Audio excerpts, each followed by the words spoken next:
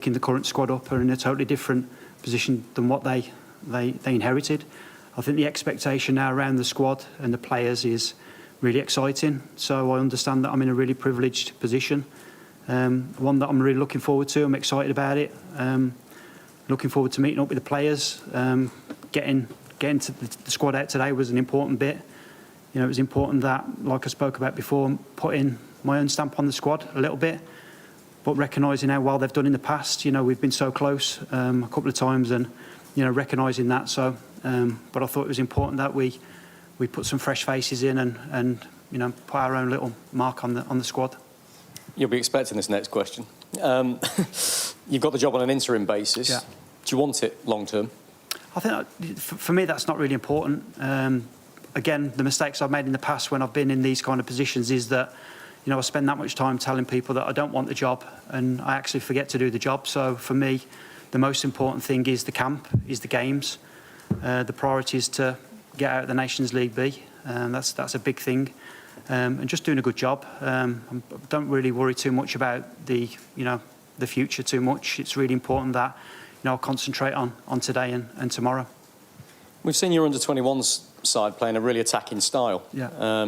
Is that one of your kind of key principles? Now, I wonder if you can give us an idea of what your style is going to be like for the men's senior team, and whether it will differ, how it will differ from Gareth Southgate's sort of style. I won't really say it was my style. I think I'm really fortunate with the pool of players we've got to pick from. We've got some really exciting attacking players. So if you can get players in positions where they're very, very strong, they give people a chance to showcase their ability. That's a big thing. You'd have seen in the summer we had to be quite creative with the way that we played, because we had a lack of players in certain positions. So, you know, the position on the pitch is just as important in terms of getting players into areas where they can be creative and create chances and attack. But the opposite to that is understanding that you've got to dominate your opponent in and out of possession. That's a really big thing. You know, it's great that, you know, we want to be seen as an attacking team, but, you know, from the summer's point of view, we went through the whole tournament and didn't concede a goal, which was testament to the defenders as well, and the way that they defended their own box. So playing to the players' strengths would be a big part of the philosophy. Alex, Rob. Hi, Lee. Alex, you all right? As you mentioned there, you won the Euros last summer. There's 5 of those players from that squad in this one. How important was that for you to bring those through and to work with the players that you don't know so well already? Yeah, I think looking at the squad that we've picked today, I've worked with the majority of them, whether that be whether I was when I was assisting the 21s before or work with them currently. So I think it was important to not only with the players but get staff around me as well that understand how I work and how I, you know, want to see a camp run. Understand the quick turnaround between days, between meet-up and match preparation and playing in the game. So, you know, the players that have been called up and that are, you know, their first caps are really exciting players. They're you know, very proud. It was great phone calls to make this morning to congratulate them, and you know, they fully deserve the chance that they're going to get. And just ask about 2 of those players you've called up, particularly in midfield, Morgan Gibbs-White and Angel Gomez. What can they bring to the squad? So I'm sure people will be a lot more aware of Morgan maybe than Angel. Morgan's a very attacking player, full of energy, very creative, very exciting, brilliant attitude, excellent work rate, very difficult to play against. You know, he's been really successful with England, which I thought as well was important. That, you know, a lot of these players that we've called in are used to winning. They're used to winning and getting to latter stage of tournaments and doing really well. You know, Morgan and Angel, for instance, would have been part of that World Cup team a few years back that won. Obviously, they've done the Euros as well, so that was an important thing. Angel's probably different to what we would have seen in the past in terms of the centre midfielder. That's probably a little bit more physical, more robust. Angel's very technical. He controls the game with his skill and his technique. He's very, very determined. He's got an excellent attitude, loves football. Like I say, technically and tactically, he's excellent. And I think he's a player that people are going to really be excited to see. And in defence, a big name back in Harry Maguire and one missing in Kyle Walker. Just tell us about those 2, please. Yeah, so It was important. Like I said before, that we put our own mark on the squad. I think the fact that Carl hasn't played this season, would suggest that City are potentially phasing him in gently. We have to respect that. I think it's important that players that are coming in are ready to play and are up to speed. And I think that's going to be a big thing of the squad. That I'd say 98% of the squad have played a lot of minutes so far this season and are in a good position. Harry Maguire obviously missed out on the Euro squad through injury. I see him as a real good leader, especially with the centre backs that we've got as well, along with John Stones, Ez and Levi. Good young defenders and Mark that are still learning the game. But I think from someone like him will be a good example for him. Carrie, nice to meet you. Congratulations on the interim appointment. You worked very closely with Gareth Southgate in the past. What conversations have you had on the build-up to today? Obviously, it would be unfair to tell you what we spoke about, but he's very supportive of myself. We had a great relationship, as I did with Steve as well, and the job that they did, especially from a 21's point of view, made it so much easier for me to manage the squad. And the seamless process where the players went between the 21s and the senior team, and the communication and managing that was made my job a lot easier. Like I said, they're both really supportive, and they're definitely two coaches and people that I'll be looking to help me in the future. Gareth Southgate, the most successful manager since Alf Ramsey, but the expectation had then risen on him, and he faced a lot of negativity and some really ugly scenes during reaching a European final.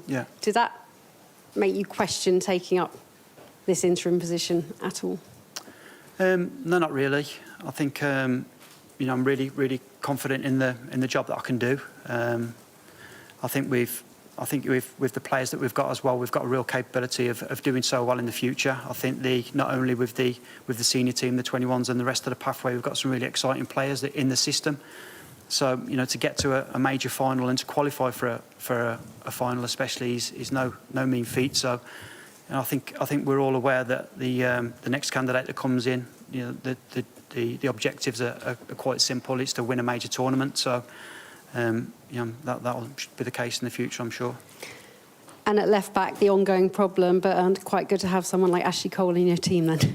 Yeah, definitely. Yeah, Ash is he's someone that I've worked with now with the 21s, along with Jolien, Tim Dittmer.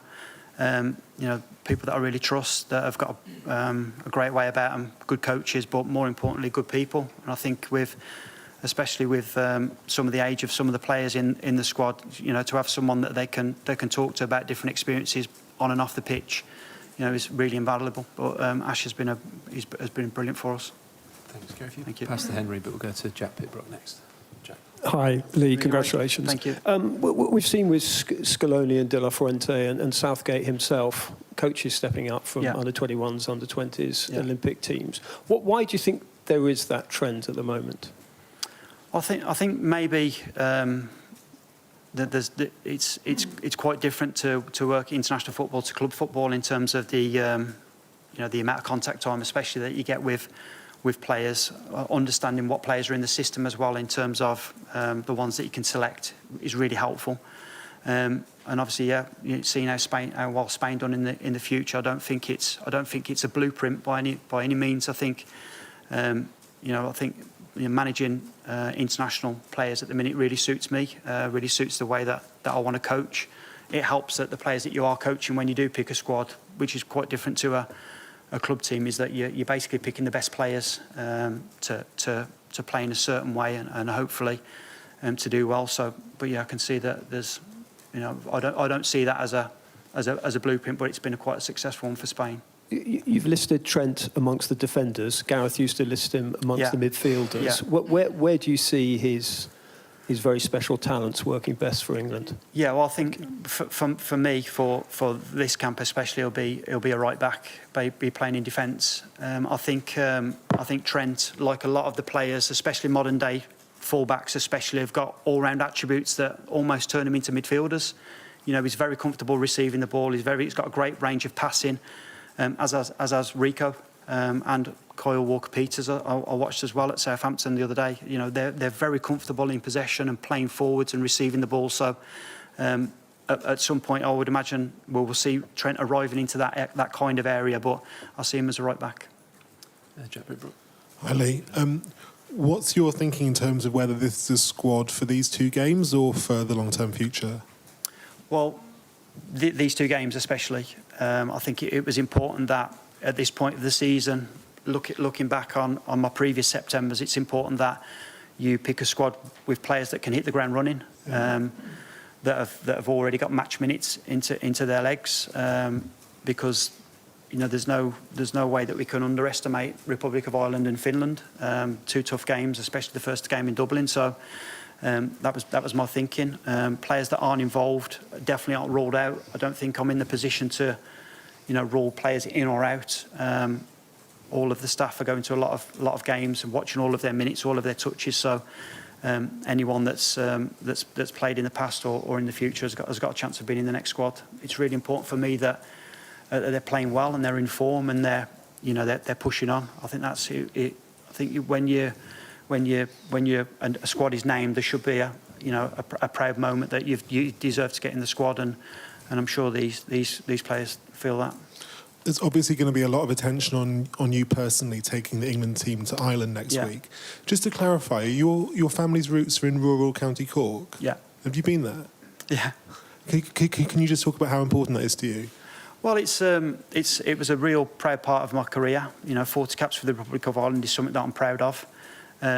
You know, I'm as equally as proud of today. You know, being named interim manager, head coach of England is a massive achievement and something that I don't underestimate. But I'm definitely proud of my heritage. You know, I was back in Cork in the summer at a family reunion, so it was good timing that, you know, to go back and see so many family. Something that I'm really looking forward to the game in Dublin. I think it's going to be a brilliant occasion, a proud moment. You know, obviously. You know, I've not been back to Dublin for a while in terms of from a football point of view, but it's a match that I'm really motivated for. You know, I cannot wait to get there. No, are we right? Is your family from Dunmanway? Yeah. Is that right? Yeah. Back to James Ollie. Cheers. Hi, Lee. Congratulations and good luck. Cheers. Just firstly, can you just tell us sort of when and how you found out the FA wanted you to be the interim coach? Yeah, so obviously Gareth had made his decision, and it was probably a couple of days later where myself and John McDermott had a conversation, very informal. We speak most days anyway. Basically, just thinking about what my thoughts were. I suppose if it was something that I would be not willing to do but capable of, you know, because you know it's obviously a big responsibility. I think the fact that I've worked with so many of the players. I understand an international camp. I understand selection. I probably see myself as maybe a safe pair of hands at the minute. So yeah, it was a really easy decision. Really proud moment. You know, I've always said all along that I feel really supported and trusted by not only John but you know the rest of the people on the board have made me feel so supported, and I've always felt that. So. You know, I don't feel like it's me and it's my decision. I feel like I've got a really strong team of staff behind me that are part of this little period. You said you'd spoken to Gareth. I know you don't want to tell us what you said, but did you speak to him before you took the job, or no? Could you tell us sort of when and how that conversation? Did you contact him? Yeah, I spoke to him after. Yeah. It was probably just before it was going to come out. I wanted him to know that what was happening before it actually broke. So that was important for me. That. You know, obviously I've got so much respect for Gareth and Steve and the way that they made my job and made me feel and the help and support that they gave us. I think it was important that I spoke to him, yeah. As Carrie mentioned, obviously Gareth got a lot of criticism for the way that the team played at the Euros, even though they got to the final. Yeah. Firstly, what did you make of that? And secondly, do you accept, therefore, that the England manager who replaces him has a sense of responsibility to get this team playing well as winning? Well, I think yeah. I think obviously I could sense frustration. My role during the Euros was not watching England. It was watching another group. Obviously, I was watching the games on TV like everyone else was, but my focus was on another group in terms of an analysis. Like everyone, I was really happy that they got to the final. I think we played really well in parts, probably didn't play as well as we probably could have in different situations. But, you know, and you could sort of sense a bit of the frustration. What I will say is I think the expectation now is so high and realistic as well. It should be, because, you know, we've got some world-class players playing in the best league in the world. So expectations should be high. So, like I said earlier, I think there's no hiding that the next full-time head coach that comes in knows exactly what the objectives are, and you know, I believe that we've got the players and the squad to potentially, you know, go that one step further. And just finally from me, I know you said you're only focused on these games, but you must have a gut feeling whether you want it or not, don't you? Yeah, I've not really thought too much about it, if I'm being honest. I think, like I say, and I've learnt in the past, you know, that when I was caretaker manager at Brentford, Coventry, Birmingham City, you know, I spent so much energy talking about why I didn't want the job that you sort of forget to do the job. And I think maybe because I'm 50 now as well, so I'm probably a bit more relaxed and a bit more comfortable in my skin. That, yeah, I'm happy to help out. I'm happy to do the best job that I can, and yeah, well, I'll just see what happens in the future. If they offered it tomorrow, would you take it? Tomorrow? Yeah, if they offered it you tomorrow full time, would you take it? Well, I think it's probably important that I see how the games go. Yeah, I think it's, you know, the priority for me is, like, and I know it's probably a boring answer, but literally the best person's going to get the job. The best person deserves to do this job. There's some brilliant coaches out there, some excellent head coaches, and yeah, I trust the people involved in the process that they'll get the best person. Thank you. Thank you. Pass the mic to Louise. Hi, congratulations. Yeah. You were just talking then about anybody having the opportunity to get into the squad, even into the next international break. But yeah. What about that starting 11? Obviously, we saw Gareth use a certain amount of players, but there was players on the periphery, maybe Bowen, and who started a couple of games. Yeah. What chance have they got to make that first starting 11 and make a different impact on this team? Yeah. Well, I think I couldn't tell you what the starting 11 is now. I wouldn't. I mean, I've got an idea. To be fair, I've got an idea. I think what generally happens when a new coach comes in is that people that were maybe on the outside, players that were maybe on the outside, will see this as a fresh start for them. I think there's different categories within the team. Players that have been in a while, players that have been in and out.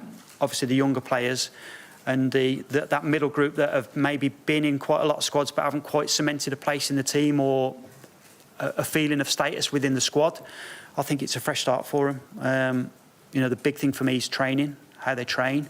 You know, we understand exactly what it's going to be like in Dublin in terms of what's needed to go out there and beat Republic of Ireland, who've got a decent record in Dublin. So yeah, everyone's got a fair chance. I wouldn't say I wouldn't know exactly what the starting 11 is now, and obviously we've got tonight's games and Saturday's games as well to get through, and Sundays. So I would imagine there will be still some movement within the squad in terms of players coming in and out. And obviously Jack Grealish missed out.